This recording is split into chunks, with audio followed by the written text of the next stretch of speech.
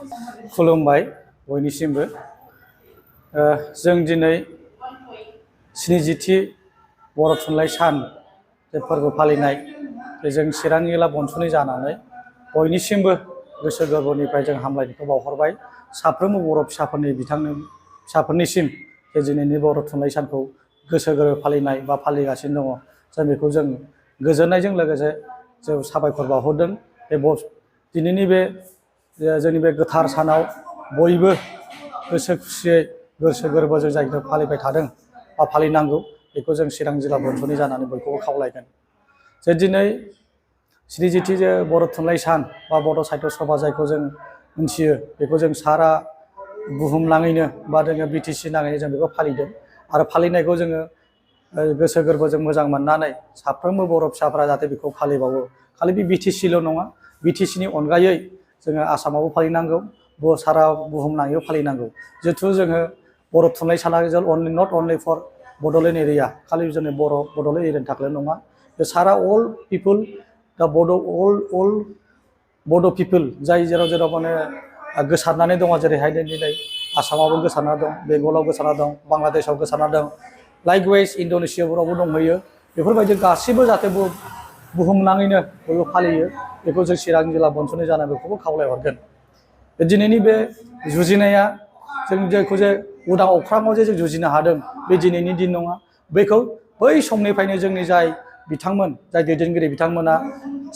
सानै हयै बे बर' हारिखौ फोथांनायाव बे मोनसे बर' राव थुनलाइया मोनसे बिराद गिदिर गोहोम खोख्लैगोन बा मोनसे बिराद गिदिर रल दङ बे हिसाबै बिथांमोना जुजिबोदों बे जुजिबोनाय दिनै जुजिबोयै बिथांमोननि साक्सेस जानायाव जों दिनै उदां अख्राङाव अपेन स्काइआव जों बेखौ सेलेब्रेट खालामनो हादों स' जों बेखौनो बाख्नायगोन आरो गोसो गोरबोजों साबायखर बावगोन बिथांमोननि जाय सिनियर लिडारफोर बिथांमोना जे बेखौ जुजिनानै मोनसे फ्रुटफुल रिजाल्ट होनो हाबाय आरो बिथांमोननि नाजानाय दिनै जे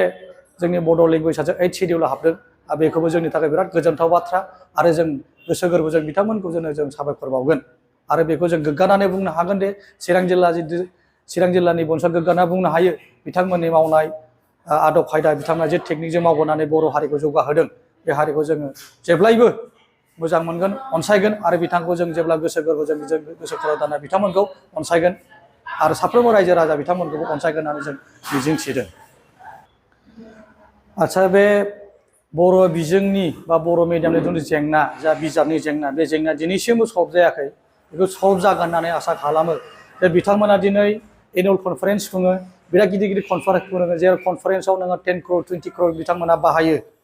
बा 50 crore गाहाम बाहायनाय खोनायो बा 20 lakhs बेबायदि गोबां रोखोमनि हिउज एमाउन्ट अफ मानि स्पेन्ड खालामो बे मोनसे प्रग्राम अर्गानाइज खालामनायाव दा जोंनि बे दैदेनगिरि बिथांमोननि दैदेननायाव आंनि साननायाव बिथांमोना जुदि बे लेखानि जेंनाखौ जुदि नोङो समाधान जानांगौ होनना आं सानो मारै होनोब्ला मोनसे एनुवेल कनफारेन्स खुंनायाव गोबां रोखोमनि एक्सपेन्डिचार जायो जों खोनानो मोन्दों अबेबा कनफारेन्सआव 5 crore बाहायनो अबेबा कनफारेन्सआव 10 crore बाहायनो आं खावलायगोन चिरां जिल्ला बनस'नि जानानै बिथांमोना जुदि अबेबा बाजेट जुदि बानायदोंब्ला अबेबा एनुवेल कनफारेन्स खुंनायाव जुदि 10 crore गाहाम जुदि बाजेट बानायदोंब्ला आं बेखौ खावलायगोन बिथांमोना 10 lakhs बुक्सआव इनभेस्ट खालाम 10 lakhs लेखा साफायनायाव बेखौ बोसोरै नोङो साफायनानै बे जाय मोननो हायै बा बिथांमोना जाय बायनो हायै गरिब गुन्द्रा स्टुडेन्टफोर दङ बिथांमोना राननानै हो बेबायदि एफा एफा सानफा एफा बोसोराव रानना होबाय थायोब्लानो बिथांमोननि बे लेखानि बिजाब बा बिजाब साफायनाय जेंनाया आं जोबगोन होननानै सानो मानो होनोब्ला गभर्नमेन्टनि आसाय थाबाय थायोब्ला जों बेखौ हयथ' जों बेकवार्ड जागोन आरो जों गभर्नमेन्टनि आसाय जों थाबाय थाना किसुमान जों भलुन्टियारि जिखौ खामानि मावनो ओंखारदों जेब्ला बेखौ जों मावनायानो गाहाम आरो जों लिडारफोरखौ स्ट्रंलि खामानिखौ मावनांगौ होननानै आङो सानो